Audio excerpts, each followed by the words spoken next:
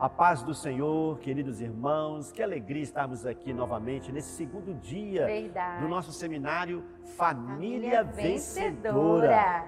E ontem nós tivemos o primeiro princípio, compartilhamos o primeiro princípio, o princípio da honra. Também tivemos aprendendo um pouco mais sobre o que vem a ser honra. E hoje não será eu que estarei aqui compartilhando com vocês nesse primeiro momento.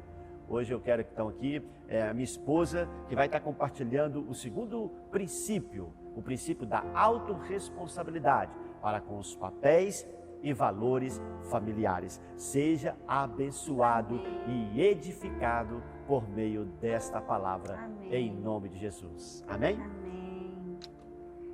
Então, meus queridos, mais um dia de seminário, mais um tempo precioso, em que nós vamos estar dividindo. E por que eu falo dividindo?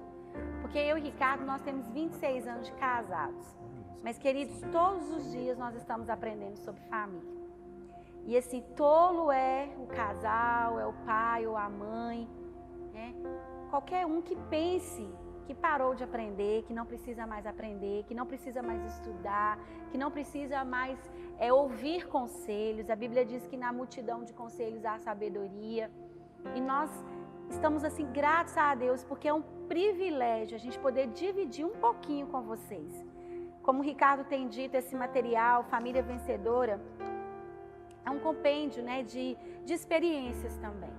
Porque na verdade nós somos muito mais do que aquilo que nós falamos. Até mesmo porque existem tantos teólogos que escrevem sobre tantos assuntos. Mas isso não quer dizer que eles têm vivido o que eles pregam. E assim, nós somos de verdade, né? Como diz o pastor Jeremias, a vida é real e nós estamos suscetíveis a erros, a falhas, mas a grande diferença é que nós temos um Deus que é conosco. E esse Deus que é comigo, que é com a minha família, é com você que está aí nos ouvindo, é com a sua família. E esse Deus, ele tem um compromisso com a família. Eu até anotei algumas frases aqui para introduzir a minha parte de hoje, que são frases que eu gosto muito, são frases que falam muito ao meu coração. A família sempre foi um grande propósito de Deus. O pastor diz isso no livro de uma forma ilustrativa, que a família ela é o guarda-chuva de Deus para nos proteger. E é bem verdade que a Bíblia diz, né, que ele faz o solitário habitar em família. Eu até me lembro agora daquele texto, quando Jesus curou, né, aquele cego. E Jesus falou para ele ir para a casa dele, para ele ir lá contar para a família dele. Então, assim, é uma alegria a família reunida e a família que entende o propósito de Deus para ela. E, infelizmente, nós estamos vivendo um assalto muito grande do maligno, uma investida, assim, que eu posso dizer, sem medo de errar, uma das piores de todos os séculos. Porque hoje, com a mídia, com essa agilidade, que hoje nós temos a comunicação tão rápido. Na época dos nossos pais, para uma notícia chegar a eles, demoravam tanto tempo. Hoje, as nossas crianças, os nossos adolescentes, eles ficam conectados o tempo inteiro. E tudo acontece muito rápido, essa celeridade das informações, e com certeza isso afeta diretamente a família. E eu gosto de uma outra frase também, que diz que a família é o útero de vida. A família é o útero de vida, né, que é criado por Deus para que a gente seja, se você gosta de anotar, anota isso aí, para que eu e você sejamos gestados moralmente, organicamente, emocionalmente e, sobretudo, espiritualmente. Como que está esse útero aí na sua casa? Esse útero familiar tem recebido esses nutrientes? E um dos nutrientes que nós vamos trazer hoje aqui nesse tempo é justamente sobre os papéis. O pastor já disse, né, o Ricardo já disse, que esses papéis, esses valores, são ferramentas que vai munir você nesses dias. A proposta desse seminário Família Vencedora é munir famílias com ferramentas, é resgatar valores que não são nossos. Graças a Deus que não são nossos. São valores da palavra de Deus. E nesse tempo a gente quer resgatar junto com vocês. Amém? Eu gosto também de uma frase que diz que a família é a mola propulsora da sociedade. E essa família tem sofrido desdobramentos, queridos, inacreditáveis e nunca esperados. Eu acho que eu não preciso aqui citar, até mesmo porque não é o objetivo desse tempo. Vocês sabem, vocês estão ligados aí em tudo que tem acontecido, em como a família tem sido afetada. E essa guerra urbana que a gente tem travado nessa sociedade pós-moderna, ela está trazendo uma coisa que eu acho muito forte e que o Ricardo relata isso no livro O Poder da Tríplice Aliança. É que nós temos vivido relacionamentos descartáveis, relacionamentos contratuais. Nunca o ser humano foi tão descartado, nunca o ser humano foi tão vulnerável. Ah, não serve mais para mim, eu tô querendo uma coisa mais jovem, mais moderna, peraí que eu vou trocar de esposa. E as pessoas não estão mais autorresponsáveis. Nós vamos falar um pouquinho sobre isso. Aquilo que é problema meu, aquilo que eu tenho que resolver comigo, eu transfiro para o outro. E aí eu quero resolver o problema. Como eu vou resolver o problema? Trocando de parceiros, trocando de famílias. Que tragédia, inclusive dentro das nossas igrejas. E eu queria dizer uma frase também que eu acho assim, que tem muito a ver com tudo que nós estamos falando. E eu queria citar um sociólogo polonês chamado Zygmunt Bauman. Ele diz assim, os tempos são líquidos, porque assim como a água muda, tudo muda rapidamente. E nessa sociedade contemporânea, tudo é feito para mudar. Tudo é feito para ser relativizado. A mídia quer relativizar, as pessoas públicas querem relativizar, as pessoas que deveriam estar liderando com estabilidades, estão em todo tempo havendo mudanças. Mas eu quero te deixar uma palavra. Eu quero te deixar uma palavra de esperança. O teu Deus, ele é imutável.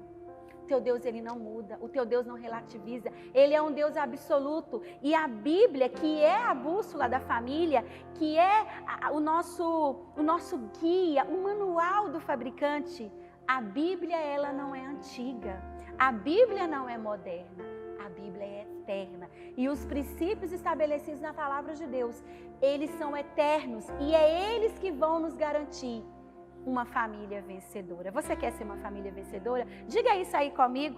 Diga assim, eu quero ter uma família vencedora. Então vamos lá aos papéis? Vamos entender como tudo isso começou.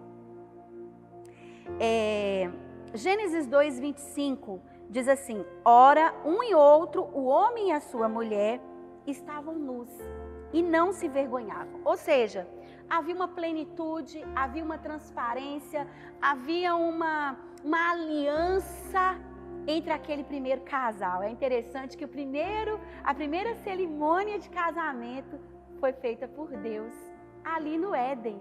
Deus fez as bodas de Adão e Eva. E era tudo perfeito, e era tudo pleno. Queridos, eles tinham tudo. Eu fico imaginando a provisão de Deus para aquele casal. Foi uma provisão tão especial, tão intimista, que a Bíblia diz que Deus plantou um lindo jardim. Deus plantou uma casa. Adão e Eva eram inquilinos de Deus. Pensa, e nessa casa tinha rio, nessa casa tinha flores para enfeitar o lar, tinha pedras preciosas para Eva andar exuberante para o seu marido. Nessa casa tinha tudo, mas sobretudo tinha a presença do Senhor. Porque a Bíblia diz que todos os dias, na viração do dia, Deus ali passeava. E Adão, e tão feliz, né? Tem até uma musiquinha do pastor tio Ricardo que fala isso. Com ele conversava, mas então aconteceu um ataque. O ataque começou, você pode conferir isso lá em Gênesis 2:3, desde o Éden com esse primeiro casal. E aí o que aconteceu? Tudo que era perfeito, tudo que estava sendo feito no devido tempo, naquele tempo ali, naquele momento onde Deus criou Adão e Eva, o sinergismo entre o casal era tão grande, queridos, que quando Deus criou o homem, ele governava ali apenas o jardim. Mas quando ele lhe deu a sua esposa, aí eles ampliaram os horizontes. Aí eles governavam toda aquela terra naquele tempo. E aí, sabe o que aconteceu? Veio uma visita. Eu acho tão interessante porque nessa parte do livro, quando você tiver a oportunidade de ler, o Ricardo, ele faz uma narrativa de uma história assim bem romântica, né? Ele poetiza bastante, ele relata essa história da queda de uma forma muito poética, muito parecida com o Max Lucado. E aí você vai ter a oportunidade de ler, a gente não vai ter tempo hábil, nem é essa a proposta. Mas eu queria ler um versículo com você. Abre a sua Bíblia em Gênesis 3 e nós vamos ler o capítulo de 1 a 6, tá bom? Diz assim: Mas a serpente, mais sagaz que todos os animais selváticos que o Senhor Deus tinha feito, disse à mulher: É assim que Deus disse? Não comereis de todas as árvores do jardim? Respondeu-lhe a mulher: Do fruto das árvores do jardim podemos comer, mas do fruto da árvore que está no meio do jardim, disse Deus, dele não. Nem comereis, nem tocareis nele. Olha que já começa a distorção, né? Porque em nenhum momento Deus disse que não podia tocar.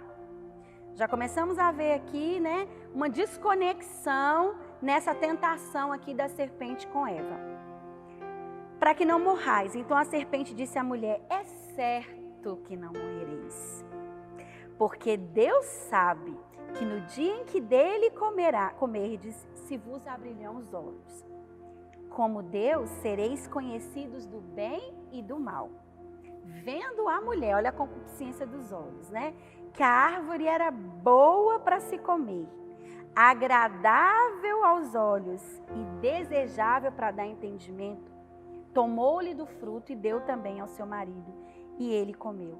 Queridos, nesse texto aqui, o primeiro casal da história cometeu um erro fatal. Eles negligenciaram os seus papéis individuais. Então, aqui que tudo começou a acontecer, tá? Quais foram as falhas desses nossos precursores? O que ocasionou essa expulsão do jardim? Deus é um Deus autorresponsável. E na sua autorresponsabilidade, Ele proveu para aquele casal tudo o que eles precisavam. E o que então faltou para aquele casal? E ali também Deus estabeleceu valores e papéis fundamentais. Querido, se você for ler com calma os textos, você vai ver os papéis bem estabelecidos. De Adão como líder, de Adão como protetor, de Adão como aquele que ia servir à sua família, aquele que ia trazer um bem-estar, proporcionar ali para Eva uma proteção espiritual. E da mesma forma Eva, ela tinha os seus papéis bem estabelecidos, como auxiliadora idônea, como aquela que ia ser submissa, aquela que ia caminhar ao lado de Adão. E como eu disse, no sinergismo, porque a matemática de Deus é muito maior, 1 mais 1 não vira 2, né? Porque uma pessoa sozinha, ela faz muito pouco, mas 2, ela tem um valor exponencial. E a Bíblia diz que é melhor serem 2 do que 1. E Satanás, sabendo disso, tentou injustamente atingir essa sintonia desse casal. E aí, ao invés do casal repelir, infelizmente, eles racionalizam os papéis. Eles racionalizam os valores atribuídos por Deus. E ele troca os princípios de Deus. Ele troca, sabe por quê? Por propostas, por patamares inimagináveis, ao ponto de serem como Deus em sua totalidade. Eles, deve ter algo melhor, deve ter algo mais, né, superior, mais excelente do que isso aqui. E ali, naquele momento, começaram-se as consequências. E você pode ver isso lá em Gênesis 3:14, que Deus começa a punir. Ele começa a punir a serpente, que ele fala: olha, você vai ser maldita, entre você, todos os rebanhos. Depois ele fala ali para o homem, né, que do suor do rosto dele, agora ele vai trabalhar para receber do suor. E ele fala para a mulher que ali de agora em diante ela teria dores. E essa história dessa racionalização de papéis, dessa transferência de culpa, porque se você lê o diálogo, quando Deus chega para o homem, para o cabeça, para o sacerdote, ele pergunta: o que aconteceu, Adão? Que bagunça é essa? E o que Adão fala? A mulher que tu me destes. E aí Deus vai a Eva e Eva fala: a serpente. Infelizmente, nós não somos autorresponsáveis. Uma das crises que a gente tem acompanhado, né, como pastores de uma igreja local, como pastores do seminário Tríplice Aliança, nas viagens que a gente tem feito, nos gabinetes, nos pequenos encontros, a gente vê muito essa cena se repetindo hoje. As pessoas transferindo a culpa. Ora para o pastor, ora para a igreja, ora para o pai, ora para isso, ora para aquilo. E não há uma autorresponsabilidade. E é o que nós vamos fazer aqui nesse tempo. Nós vamos assumir. A culpa é nossa. Nós podemos mudar a história. Se um entre nós, na família, um apenas se levantar e dizer, não, nós não queremos mais, nós não vamos nos submeter a esse veneno dessa serpente, nós vamos dizer não. Nós não vamos ser sucessores, nós não vamos dar sucessão a essas histórias. Eu estava assistindo uma live e um pastor falando sobre essa questão de identidade e que uma história mesmo, uma pesquisa de 2 gêmeos. E os 2 gêmeos, eles nasceram na mesma família e foram criados da mesma forma. E o pai desses meninos era alcoólatra. E aí, nessa pesquisa, um dos meninos, ele foi muito bem sucedido. Esse menino, ele progrediu financeiramente, ele teve uma família. E o outro seguiu o mesmo caminho do pai. E esse pesquisador chegou para esse menino e falou assim, mas por que a sua vida é assim? Esse menino que se perdeu com a perda, que foi o que o pastor disse ontem. E ele falou assim, tendo um pai como eu tive, né? Que outra vida eu poderia ter? E a mesma pergunta foi feita para o irmão, que ficou bem sucedido, que buscou uma outra possibilidade, que buscou a Deus. E ele respondeu assim para o cientista que estava fazendo a pergunta, com o pai que eu tive, qual outra vida eu poderia ter? Fica aí uma reflexão, que é uma questão de escolhas. É uma questão de escolhas. Queridos, atualmente a gente vive e a gente observa uma geração despaternizada. Homens, as mulheres têm assumido um lugar que não é delas. E essas mulheres têm assumido esse lugar porque o papel do homem está omisso. Infelizmente, homens, inclusive dentro da igreja.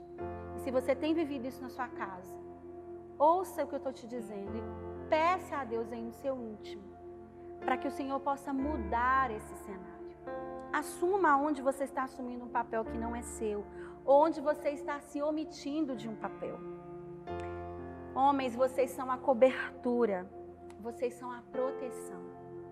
Vocês são aqueles que garantem a segurança. Eu costumo dizer lá em casa que quando alguma coisa acontece, a gente torce para que Ricardo chegue. E quando ele chega, a gente fala, ainda bem que você chegou. Desde uma barata que está lá andando, até uma coisa mais grave. Sabe por quê? Porque eu tenho um marido tranquilizador. E muitos homens são perturbadores dos seus lares. Eles perturbam a casa. Sabe, eles chegam e ao invés deles trazerem essa paz, essa harmonia, esse vai ficar tudo bem, eu não sei o que eu vou fazer, né? Cada homem tem uma frase, Ricardo costuma dizer assim, eu vou dar um jeito.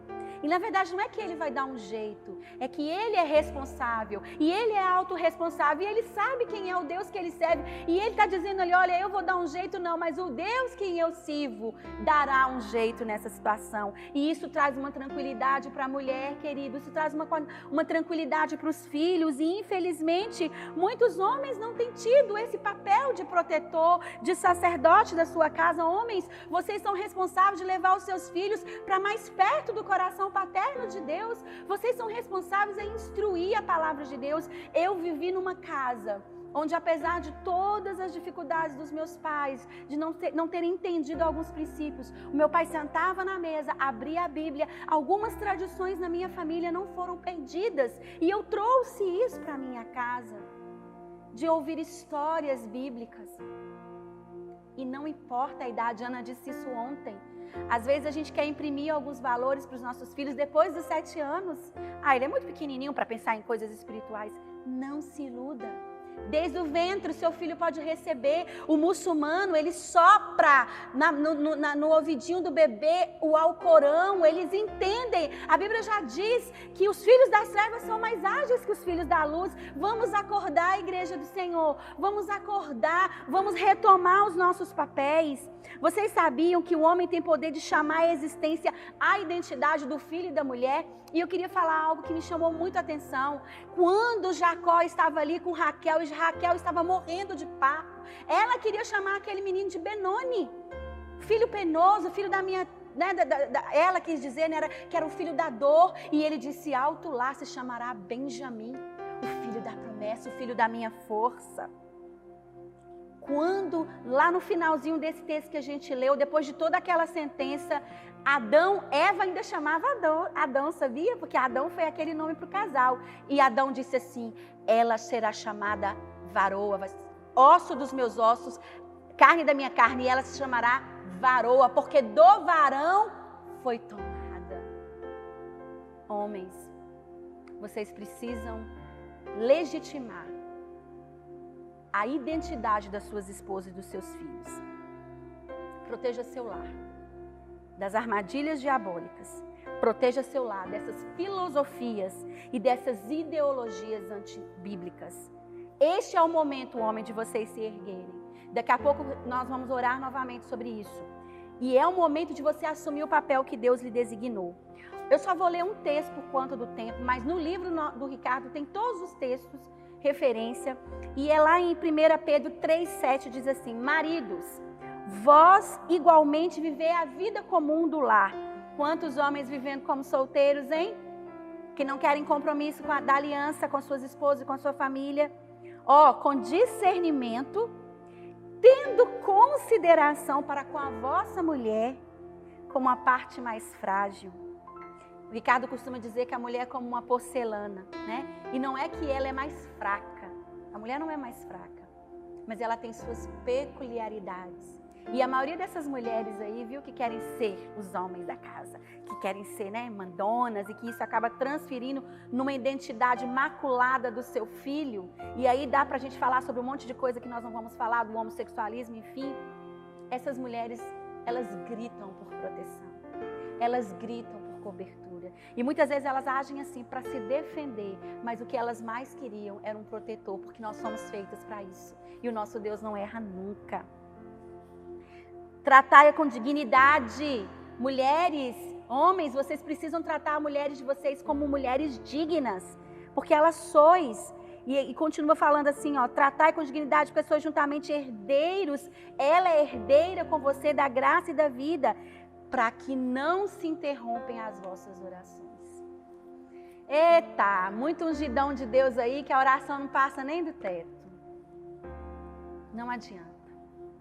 Existem princípios, e princípios foram feitos para ser cumpridos. Se você quebra um princípio, você é quebrado por ele. Agora é para nós, hein, mulher? Mulheres, este é o momento de retomarem os seus papéis na família. Restabeleça a ordem. Olha o que está dizendo aqui. Ponha em ordem a sua casa. Cadê nós, mulheres? Vamos entender os nossos papéis agora. Você, mulher, é aquela mulher que tem que ser sábia. Pastora, não é fácil, não é. Eu luto com isso todos os dias. E como eu disse, nós somos reais. Mas nós precisamos querer ser sábias.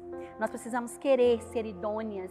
Nós precisamos querer, ser aquela que circunda o marido, circunda a casa. Aquela que parece que tem um radarzinho, que quando vê o mal, ela pressente, né? E ela fala, olha, cuidado, não é por aí. Mas quando o marido não ouve, o que a gente costuma falar? Eu te falei, né? Por quê? Porque isso é nosso. É dessa velha mulher que precisa morrer. Olha o que diz Gênesis 2:18. Eu já estou terminando. Diz assim, as mulheres sejam submissas ao seu próprio marido, como o Senhor.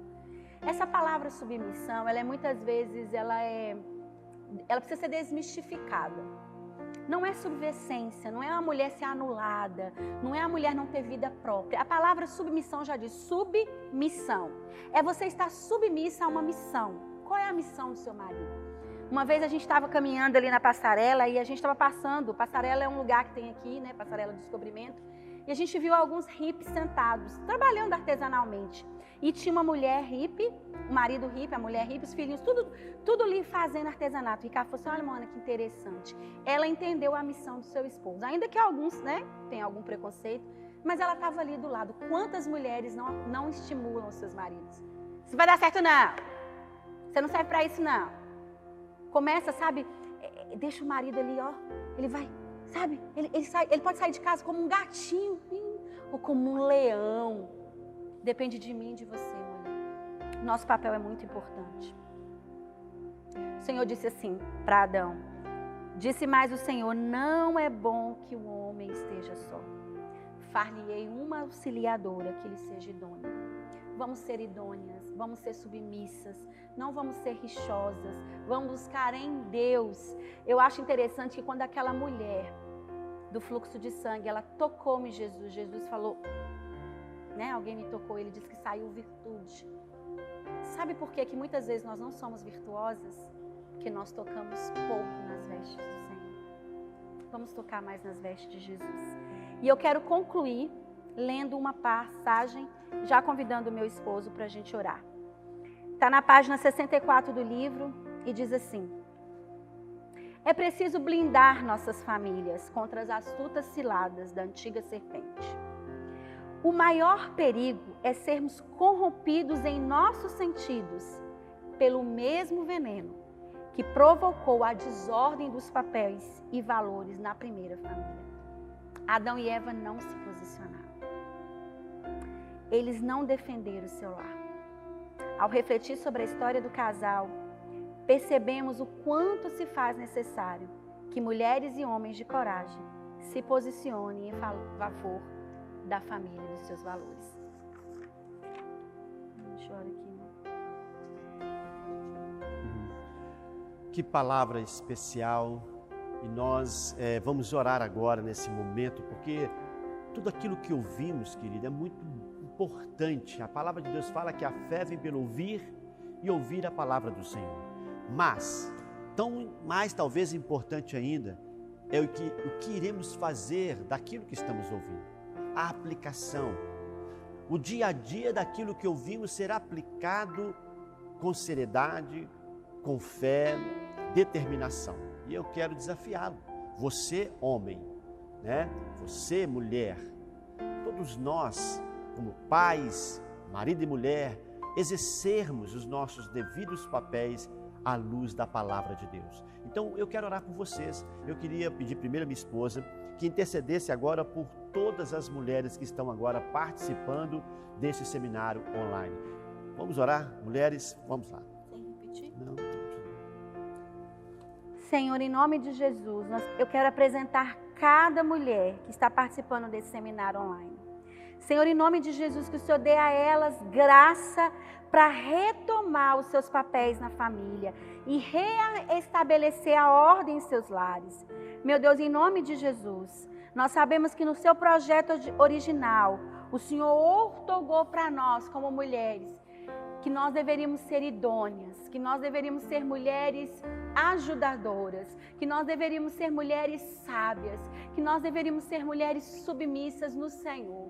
Meu Deus, e quando nós entendemos isso, nós somos mais felizes, nós tiramos um peso de nós conseguimos entender o papel do homem. E eu sei que tem mulheres também agora que são divorciadas e estão nos ouvindo. Eu sei que tem mulheres que são viúvas e estão nos ouvindo. Eu sei que tem mulheres que são solteiras e estão nos ouvindo. Senhor, em nome de Jesus, que o Senhor possa também trazer sobre elas, Senhor, o consolo do Senhor e as fortalecer para que elas continuem, Senhor, debaixo de uma liderança, porque tem muitas mulheres, Deus, que são solteiras ou viúvas ou divorciadas, mas também não querem se submeter a nenhuma liderança masculina e têm dificuldade em se relacionar com outros homens, talvez por feridas, talvez por identidades que foram maculadas, talvez um abuso. Eu não sei qual é a situação da pessoa que me ouve, mas eu oro pelas mulheres que estão agora, Senhor, assistindo, participando desse seminário, e eu peço, Senhor, que essas mulheres se ergam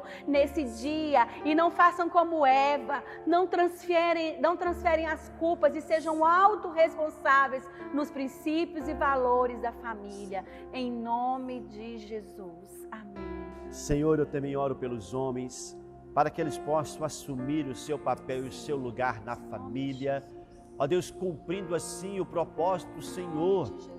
Ó Deus, não permita que os homens se tornem tão infantilizados, meu Pai. Vivemos em uma sociedade onde as crianças estão sendo adultizadas e até erotizadas. E homens estão sendo infantilizados e feminilizados. Senhor, há uma troca de valores. Mas, Pai, em nome de Jesus, que a família possa ter como valor os princípios da sua palavra, que nós homens possamos ser de verdade a cada dia o sacerdote do lar, aqueles que vão proteger a família contra os ataques do inimigo, contra os falsos valores ou aqueles valores que não pertencem ao seu reino. Senhor, levante os homens, levante os homens em nossa geração, levante os maridos, levante os pais, levante os homens jovens, para que eles possam, ó Deus, cumprir, ó Deus, o papel, ó Deus, que o Senhor os preparou para cumprirem. Eu oro por eles, ajude-os, fortalece-os.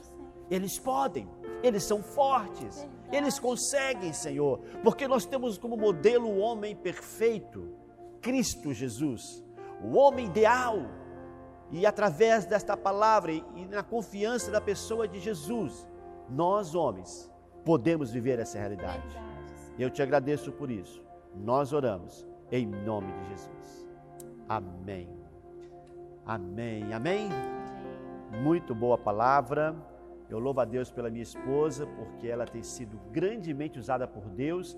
E sabe, queridos, quando nós éramos noivo ainda, estávamos noivo, antes de casarmos, ela já estava na visão, na missão junto comigo, pregando o Evangelho, evangelizando crianças em hospitais, nas ruas, praças, quantas e quantas viagens, quanto trabalho nós fizemos juntos, não é verdade? E é então importante até falar isso, mulheres solteiras que estão nos ouvindo, quando você for procurar uma pessoa para casar, observa se essa pessoa, viu, homens, se ela tem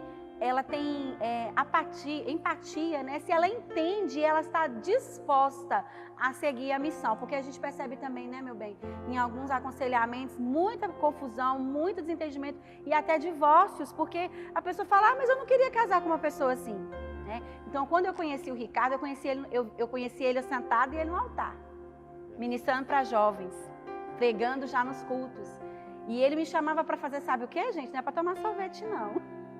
Ele me chamava para fazer visitas. De vez em quando ia, né? Mas... Cada lugar que ele me levava. E a gente ia em hospitais, lembra? Visitar crianças lá em Belo Horizonte. A gente evangelizava na Praça 7. E eu já percebia, e era aquilo que me chamava a atenção. Porque eu falava com o Senhor que eu queria ser uma mulher, né, que fosse útil no reino, que servisse o reino e tivesse meu propósito. E eu vi nele essa pessoa. Então a gente só uniu os propósitos. Verdade. Né? Ele lá na frente de mim, claro, eu era nova convertida, mas isso é muito importante, essa submissão à missão do seu marido. Amém. Verdade. E eu disse para ele que aonde ele iria, eu ia, né? E eu fui. Estamos aqui em Porto Seguro, na Bahia, já há 17 anos, né? Glória a Deus. Pode levar aqui. Pega um copo d'água. Nós vamos agora, então, ter um segundo momento especial, tanto quanto esse e outros que ainda virão. E eu quero que você respire fundo aí, se ajeite aí na sua poltrona, não sei onde você está participando desse seminário online, mas se ajeite aí em nome de Jesus, porque Deus tem mais para você. Você quer mais de Deus? Você quer realmente receber mais da sua palavra para a sua família, em nome de Jesus? Então vamos lá. O terceiro princípio que nós vamos estar trabalhando aqui hoje é investindo nas futuras gerações. Isto mesmo, investindo em seus filhos, em nossos filhos. Queridos, infelizmente nós temos perdido, ou digo que muitos têm perdido, em suas famílias justamente na quebra desse princípio. Voltando aqui para a nossa história, que nós estamos aqui nos baseando, nos fundamentando aqui na história do rei Ezequias. Lembram que o rei Ezequias havia adoecido e em sua doença e enfermidade ele iria morrer. O profeta Isaías lhe deu esta palavra vinda do Senhor. Ele então ora, ele se lamenta e o Senhor concede a ele 15 anos, mais 15 anos de vida. Nesse período, Ezequias tem um filho. E a palavra de Deus então era para que ele já antes colocasse a sua casa em ordem. O que acontece é que no período deste tempo de 15 anos, já com o filho, ele comete um erro fatal. Um erro que infelizmente trouxe sobre ele uma consequência séria da parte do Senhor. Eu quero ler esse texto aqui para vocês, que se encontra no livro de Isaías, capítulo 39, do versículo 5 ao 8. Diz assim: Então Isaías, o profeta, disse a Ezequias: ouça a palavra do Senhor dos Exércitos. Um dia, tudo que os seus antepassados acumularam até hoje será levado para a Babilônia. Nada ficará, diz o Senhor, e alguns de seus próprios descendentes, a sua futura geração, serão levados e se tornarão eunucos no palácio do rei da Babilônia. Sabe o que Ezequias disse? Olha só o que ele disse, queridos.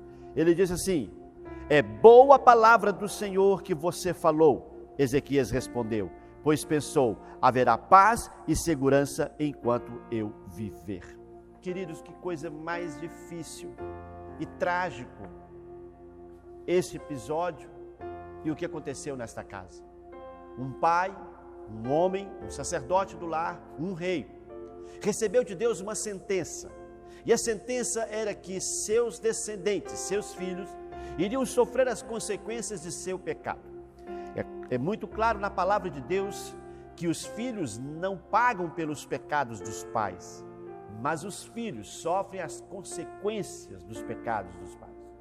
É como uma mãe que é usuária de drogas, quem sabe até mesmo crack, e de repente então ela se engravida, uma mulher, e ela se engravida, e aquela criança já vai nascer envolvida por este vício no útero da própria mãe. É muito comum que essa criança e essas crianças já nasçam viciadas. E tem que logo como bebê já fazer tratamento, não é verdade? É trágico, mas é justamente o que tem acontecido. E o que aconteceu nessa história? O rei Ezequias, ele ouve esta palavra dura, de que os seus filhos sofreriam as consequências do seu erro e do seu pecado. Mas o que mais assusta, queridos, é que ao ouvir isto, sabe o que ele diz? Boa a palavra do Senhor. Que egoísmo, que visão trágica da visão geracional da família. Queridos, não era para ele falar isso, não era boa nesse sentido, era para que ele pudesse se arrepender e clamar a Deus e pedir ao Senhor que tivesse compaixão e misericórdia. Mas ele pensa, não será no meu tempo, não será comigo, então deixa a vida levar, eu vou viver a minha vida, está tudo bem, isso vai acontecer no futuro. Sabe, queridos, que coisa mais triste só pensar no agora, só pensar aqui e agora, na nossa vida. E eu fico pensando quantos pais têm pensado apenas no seu presente, no momento agora. Sabe, é um grande erro, porque esse menino realmente se torna rei de Israel e comete atrocidades, ao ponto de matar o seu próprio filho em sacrifício a demônios. Ou seja, o neto de Ezequias foi sacrificado. Que trágico. Sabe o que é mais trágico? É que o cativeiro do povo de Israel da Babilônia, ou na Babilônia, se inicia na casa de Ezequias. Olha só que sério isto. O cativeiro se iniciou no ambiente da família. Isso quer dizer, querido, que todas as dificuldades que o povo de Israel teve, toda dor, todo o cativeiro que eles vivenciaram na Babilônia, teve início dentro de uma família, na casa de Ezequias. Porque foi daí em diante então que Israel foi levado para a Babilônia. Triste, mas é a mesma realidade hoje. Quantos pais não têm investido nas futuras gerações? Queridos, Deus é um Deus geracional. A ICP dele, ou seja, a ideia central permanente de Deus, aquilo que está em seu coração, se assim podemos dizer, de Deus, porque Deus é Espírito, e importa que aqueles que o adorem em espírito e em verdade, mas ele é um ser pessoal. Deus é um ser que tem sentimentos não humanos, mas sentimentos que são semelhantes à nossa humanidade. E por isso, o que Deus pensa, aquilo que faz parte da sua ICP, sua ideia central permanente, é que Ele quer fazer algo na tua família, na tua casa, mas Ele deseja fazer com que isso seja geracional, ou seja, que vá para as gerações futuras. O que Deus está fazendo ou quer fazer na sua casa não é só para você e não só é para esse momento presente, mas é para o futuro, porque Deus está querendo multiplicar tudo isso. Deus quer pegar tudo e multiplicar e ainda fazer isso de forma geracional, em gerações e gerações. Deus é um Deus de gerações.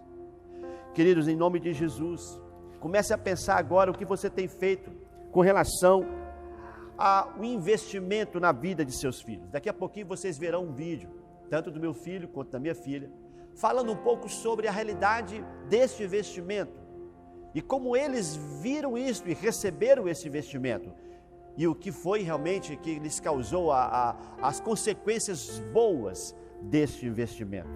Na história do rei Ezequias temos essa tragédia de um homem que não assumiu a sua autorresponsabilidade quanto aos seus papéis e valores familiares. Um homem que não investiu corretamente na vida de seu filho Manassés. Sabe o que muitos pais têm feito? Têm dado estudo, têm levado os filhos até a faculdade, têm investido nos filhos em uma boa educação. E tudo isso, queridos, faz parte do investimento. É importante. Muitos pais, todos aqueles que podem fazê-lo, compram um bom celular para os seus filhos, presenteiam com boas roupas, dão-lhe boas condições de vida. Tudo isso faz parte de um bom investimento, sim. Não quer dizer que isso esteja errado, mas não é a parte mais importante e não é um fim em si mesmo. É preciso deixar mais do que uma herança para os seus filhos. É preciso deixar um legado. E para nós cristãos, um legado espiritual, um legado eterno, algo que ficará para sempre, em nome de Jesus. Tem muita gente se preocupando apenas em ter filhos bem comportados. E tem muito filho bem comportado que está fazendo coisas horríveis, inclusive nas faculdades. Muitos estão se drogando, prostituindo, vendendo seus corpos. Muitos estão se perdendo em jogatinas, em farras. Muitos estão se autodestruindo. E digo mais, estão até matando outros, como nós temos visto nas faculdades em todo o mundo. Queridos, não basta apenas dar boa educação para os seus filhos. Não basta apenas ter filhos comportados. Você precisa pastorear o coração dos seus filhos. Você precisa chegar até o seu coração e levar o coração do seu filho ao coração paterno de Deus. Esse é o desafio. Por isso eu digo, não é fácil ser pai hoje. Nunca foi, muito menos nos dias de hoje. Todos os dias eu sou desafiado. Todos os dias eu e minha esposa estamos sendo confrontados. Erramos, falhamos. Com certeza, nossos filhos sofrerão algumas consequências ou talvez já estejam sofrendo. Consequências de nossas ações erradas, decisões erradas, ou talvez até omissão. Talvez aquilo que não fizemos. Como também estão colhendo frutos daquilo que acertamos, daquilo que investimos bem. E eu digo para vocês que meu filho tem 19 anos, minha filha tem 22. E se nós pensarmos todos esses anos, aquilo que acertamos e aquilo que não acertamos, a gente, fazendo esta avaliação, percebe que não é fácil conduzir, não é fácil fazer essa condução, esse investimento, dia após dia, semana após semana, mês após mês, ano após ano. Quantos desafios, quantos momentos que nós pensamos em desistir, quantos momentos que pensamos que não daríamos conta, mas a graça e o favor dele é maior do que todas essas coisas, amém, querido? Não existe abismo tão profundo que o amor de Deus não seja mais profundo ainda. São palavras de uma mulher de Deus que acabou morrendo no campo de concentração na Segunda Guerra Mundial. Eu quero dizer uma coisa para você, querido. É tempo de investirmos na família. É tempo de investirmos na futura geração. Sabe, se nós não investirmos na futura geração, nós iremos perdê-la. Olha só o que aconteceu no livro de 2 Reis. Melhor, deixa eu me corrigir aqui. Juízes, capítulo 2, do versículo 10 ao 12. Para a gente ganhar tempo, eu não vou lhe esperar abrir a palavra, mas anote aí. Juízes, capítulo 2, versículo de 10 a 12. Diz assim: depois que toda aquela geração foi reunida a seus antepassados, qual geração? A geração de Josué. Diz o texto: surgiu uma nova geração que não conhecia o Senhor e o que ele havia feito por Israel. Então os israelitas fizeram o que o Senhor reprova e prestaram culto aos Balaíns. Abandonaram o Senhor, o Deus dos seus antepassados, que os havia tirado do Egito, e seguiram e adoraram vários deuses dos povos ao seu redor. provocando a ira do Senhor. Queridos, que coisa terrível. Josué, o libertador da nação de Israel, um homem cheio do Espírito, um homem que tem em sua própria história e vida o tipo de Jesus, querido. Mas, infelizmente, houve uma falha. E qual foi a falha? A falha de investir na futura geração. Nasce uma nova geração que não conhece ao Senhor. Este é o grande desafio. A questão é que nós estamos indo embora. A nossa geração está indo embora. E que geração, querido, nós deixaremos? Que tipo de valores estamos deixando para a próxima geração? Que legado estamos deixando? Olha, eu quero pedir agora em nome de Jesus, se levante. Você, mulher, homem, você, marido, você, esposa, se levante em nome de Jesus. Tome uma postura, uma posição de alguém que vai investir de verdade nos seus filhos. Invista mesmo. Olha, tem um texto na palavra ainda que diz assim, Deuteronômio capítulo 6, versos 4 e 9, diz assim: ouça, ó Israel, o Senhor, o nosso Deus é o único Senhor. Ame o Senhor, o seu Deus, de todo o seu coração, de toda a sua alma, de todas as suas forças. Que todas essas palavras que hoje lhe ordeno estejam em seus corações. E ensine com persistência a seus filhos. Converse sobre elas quando estiver sentado em casa, estiver andando pelo caminho, quando se deitar e quando se levantar. Amarre-as como um sinal nos braços, prende-a nas testas, escreva nas batentes das portas de sua casa e em seus portões. Queridos, em nome de Jesus, invista com tempo de qualidade, invista com a palavra de Deus, invista como modelo, você sendo um modelo, um estilo de vida transformador, um estilo de vida que vai inspirar a vida de seus filhos, para que possam então viver fundamentado na palavra de Deus. E aí sim, queridos, você pode dizer: eu e minha casa serviremos ao Senhor. Somos uma família vencedora. Os seus filhos estarão ao seu redor, na mesa, como plantas de oliveira. E você poderá dizer assim que você é um homem feliz, um homem bem-aventurado. Nós queremos orar mais uma vez. E como eu disse, você agora vai ouvir uma mensagem da minha filha. E também você vai ouvir o meu filho. Ele, na verdade, talvez fale um pouquinho menos, porque ele irá cantar uma canção. Ele está produzindo, escrevendo algumas canções muito belas, muito lindas. Inclusive, ele está com um canal no YouTube que depois eu quero que você dê uma ida lá. Ele vai falar e você pode se inscrever também no canal. Vale a pena investir na vida de um jovem. E vai ser uma bênção. Eu espero que você ainda seja edificado. Amém? Vamos orar? Eu só queria lembrar, Ricardo, que dessa vez eu acho que você não falou, mas a gente tem um testemunho de uma situação que marcou muito a nossa vida. Nós morávamos numa casa-abrigo, com crianças em trajetórias de rua ali em Contagem. E na nossa casa a gente morava numa kitnet em cima. O Ricardo estava muito cansado, a gente trabalhava em escola, ainda era coordenador dessa ONG. E todos os dias o Ricardo contava uma história bíblica para a Ana. Todos os dias ela ouvia louvor antes de dormir e ela ficava deitadinha no sofá. E o Ricardo chegava assim, abaixava, ela era pequenininha, devia ter uns 3, 4 anos, acho que 4, porque Samuel já tinha nascido. E nesse dia o Ricardo estava muito cansado. E ele falou assim: eu não vou contar, eu não vou contar. Ela: não, papai, conta. E, hoje não. E aí... no outro dia, ela dormiu chorando, né? Chorando, porque eu não contei história para ela, eu não estava tendo ali a disponibilidade para poder estar com ela, mesmo cansado, e investir na vida dela, né? E aí no outro dia, nós estávamos no supermercado, um hipermercado lá, E eu estava com o Samuel pequenininho no colo e ela estava no carrinho sentada. E aí ela tombou assim para trás, caiu e a gente acabou tendo que levar para emergência. E ele, na emergência, Deus falou com você, O que Deus falou com você? Então, quando ela estava lá, eu vi várias crianças também ali, até crianças com queimaduras, E o Espírito Santo me falou: olha, eu já livrei Ana Luísa de muitas situações difíceis e continuarei livrando. Mas você vai ter que tomar uma decisão, se você vai investir na minha palavra e de mim na vida dela. E aí você então vai fazer essa escolha.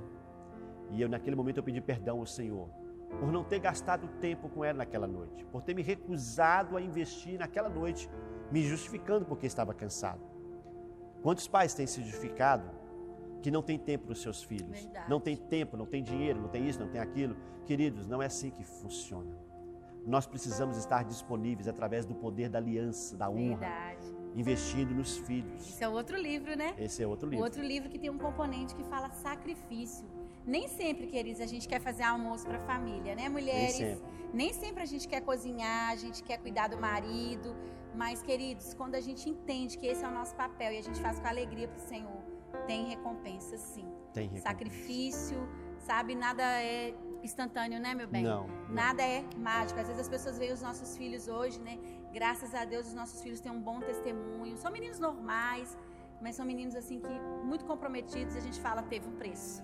Um preço, inclusive, financeiro, né? Financeiro, renúncias, mas vale muito a pena. Vale a pena, vale a pena. Vamos orar? Eu quero que, se você estiver com seus filhos, talvez em sua casa, ou de onde você estiver, e se eles estiverem longe, né? Lembra deles agora. Amém. Como eu disse, pega uma foto, apenas para lembrar, não é nada místico, mas segure aí, fica próximo deles, se caso puder, né?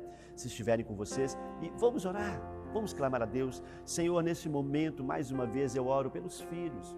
Sim, meu Pai. Ó Deus, por todos aqueles que, apesar de alguns podem estar longe, quem sabe já são netos, né? Já não são só filhos, mas tem os netos também. Ó Deus, mas ainda há tempo de nós investirmos, de não desistirmos da família, de investirmos nos nossos filhos, nos netos.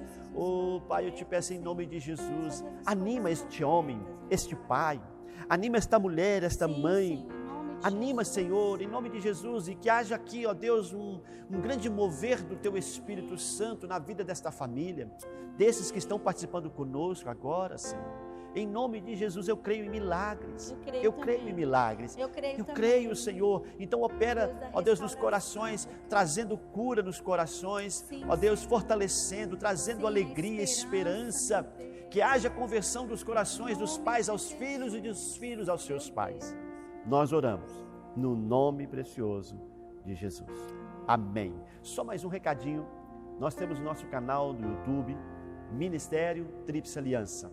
Eu gostaria muito que você depois fosse até lá, se inscrevesse, desse aquele like legal, né, que eu gostei, veja alguns dos vídeos que estão ali. Tem muitos vídeos, muitas palavras. Já tem muitas palavras boas. Eu gostaria muito que você me ajudasse a fazer crescer esse ministério, o Ministério da Família. Também tem no nosso Instagram, você pode nos seguir, também Ministério Tríplice Aliança.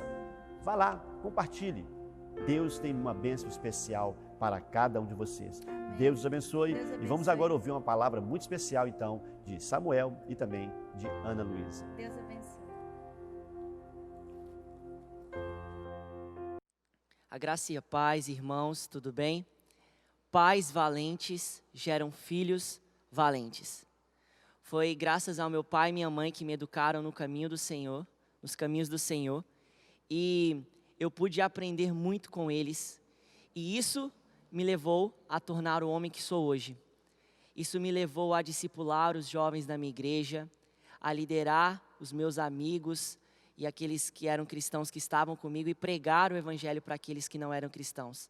Isso foi me moldando meu caráter, me tornando cada vez mais parecido com Cristo, através da palavra de Deus que meus pais sempre me ensinaram a seguir. E isso também me levou a compor algumas canções. E uma dessas canções que eu falo sobre, literalmente, o eu sou, sabe? O nome de Deus, a glória e a exaltação e a dignidade que deve ser dada somente a Deus. Então, hoje, eu quero cantar para vocês uma canção que fala sobre isso e que reflete essa família vencedora que eu tenho hoje com meu pai e com minha mãe, que reflete o amor de Deus por mim. E a consequência disso foi essa canção, dentre outras canções. E eu vou cantar essa para vocês.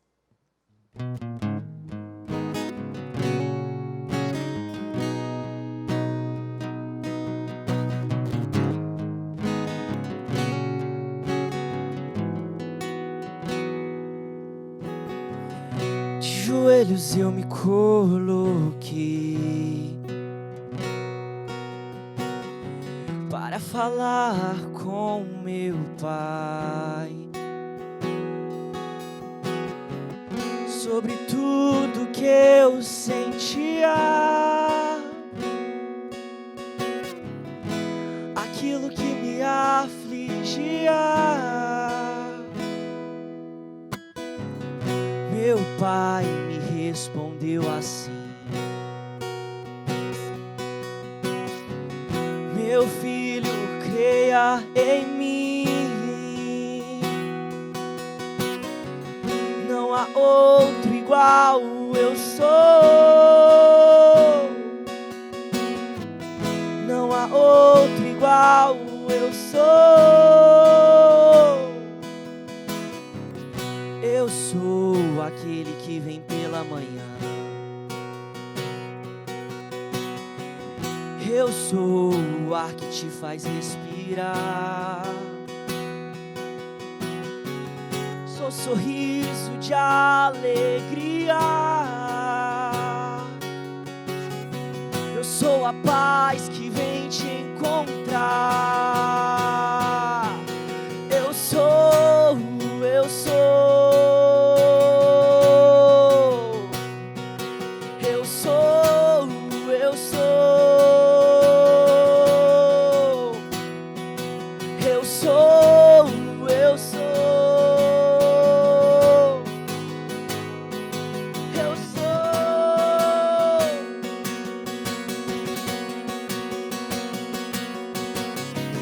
Sou a provisão na falta. Eu sou amigo que consola. Eu sou o pai que corrige o seu filho. Eu sou a dor que te tira do perigo. Eu sou, eu sou.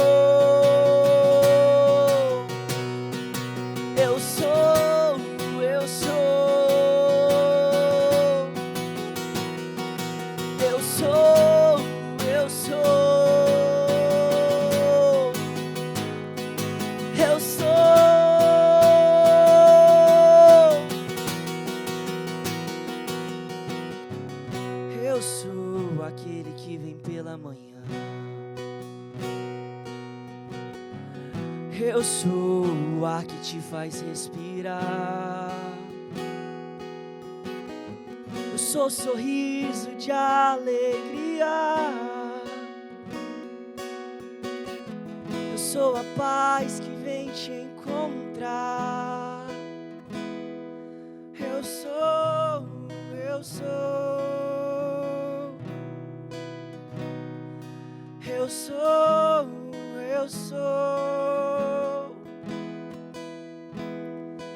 Eu sou, eu sou. Eu sou.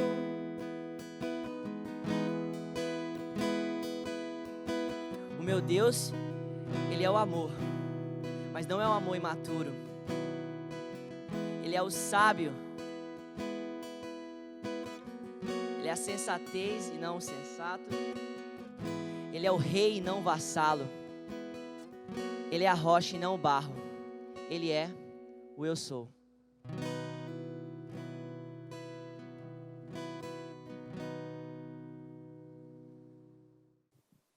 Graça e paz, queridos. Eu me chamo Ana Luísa, tenho 22 anos, sou filha do pastor Ricardo e da pastora Moana, e gostaria de compartilhar com vocês um pouquinho da minha experiência com o Senhor.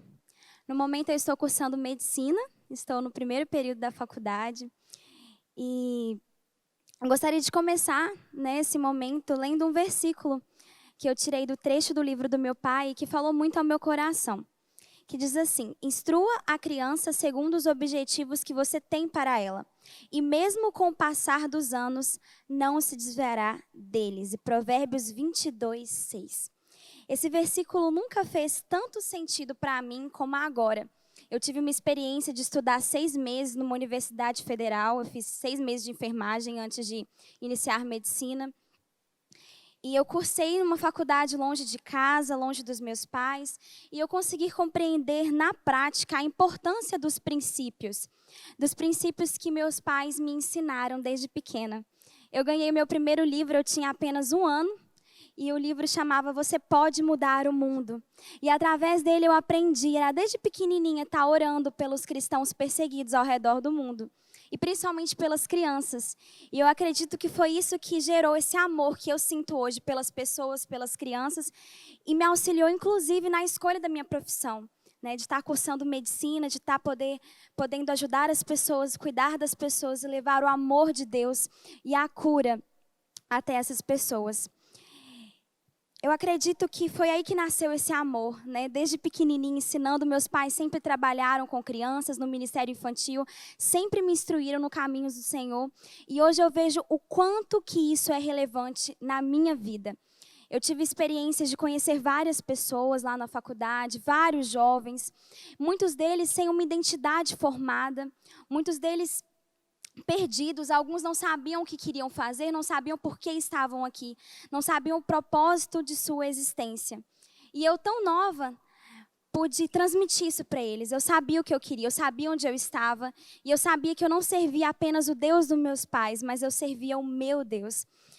E eu percebo que essa questão da infância, o ministério infantil, muitas vezes é negligenciado na igreja. Né? Os próprios pais subestimam as crianças e às vezes começam a imprimir o caráter de Cristo muito tarde, sendo que até os 7 anos o nosso caráter é formado. Então, o ideal é que você, como pai, ensine o seu filho mesmo no caminho que ele deve andar enquanto ele for pequenininho ali, desde o ventre, desde a barriga. Imprima realmente o caráter de Jesus, fale sobre o Senhor, porque isso vai fazer diferença. Isso tem feito diferença na minha vida. Na grande maioria das igrejas, como eu disse, os ministérios infantis eles não são valorizados, muitas vezes são negligenciados. E neste contexto, a internet, a televisão, ela tem desempenhado um papel fundamental no surgimento de uma geração fraca e supérflua. Uma geração que não tem identidade. E quando a gente não sabe para onde vai, quando a gente não tem um caminho, qualquer lugar serve. E é isso que eu tenho visto muito na juventude, uma juventude sem um propósito, sem uma identidade formada em Cristo. Hoje eu consigo embasar a minha fé, eu consigo respaldar os meus argumentos na faculdade. Eu não me deixo levar pelas futilidades pecaminosas que muitas vezes estão nesse ambiente, nesse meio, nesse ambiente universitário. E isso graças aos meus pais, ao ensinamento que eu tive desde a infância. Pude ter as minhas próprias experiências ministeriais também, participando do Ministério de Louvor, liderando células, integrando no Ministério de Dança e no Ministério Infantil. E hoje eu posso afirmar, sem o menor receio, que eu sirvo não só o Deus dos meus pais, mas o meu Deus, por quem eu sou conhecida e conheço, pois Ele permanece comigo. E é essa fé e é esse Deus que eu pretendo levar por meio da minha profissão, por meio do meu estilo de vida. Aonde eu passar, é isso que eu quero transmitir. E é isso que eu quero que vocês também possam fazer em relação aos seus filhos, né? Ensiná-los no caminho do Senhor desde pequenos, para que quando eles venham crescer, eles não se afastam, eles não venham se desviar. Amém?